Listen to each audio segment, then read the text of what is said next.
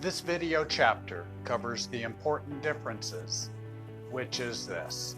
One set of buyers removes the real estate agent from the equation and their court-tested protections, and the other set of buyers includes the real estate agents.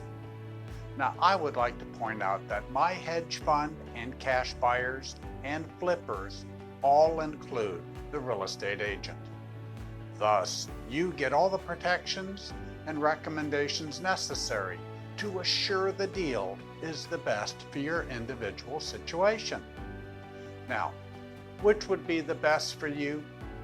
Should you take the best deal and forget any of the real estate agent's support and advice? Who helps you determine the best deal after all? Now, to get that answer, let's look at a few questions. These are questions you should ask when considering a hedge fund or a direct cash buyer.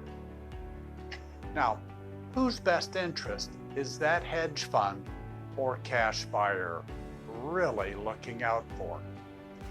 Is it in their best interest to make sure you are protected by requesting all the necessary disclosures and reports required by California statute, so you can have a defendable position in case litigation becomes a necessity?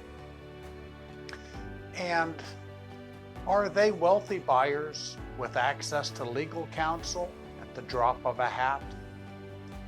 Do they do this process a lot, thus knowing what they are doing and how to limit their exposure to liability? See, that is their business. Limit their liability. And it's a good business practice too. So you have to ask, who do they really want to please? A seller who wants more, or the investors who provide their capital? If you were the investor in the hedge fund, what would you want? If you don't take the time to find these answers before accepting the deal, you stand to give up more than you bargained for.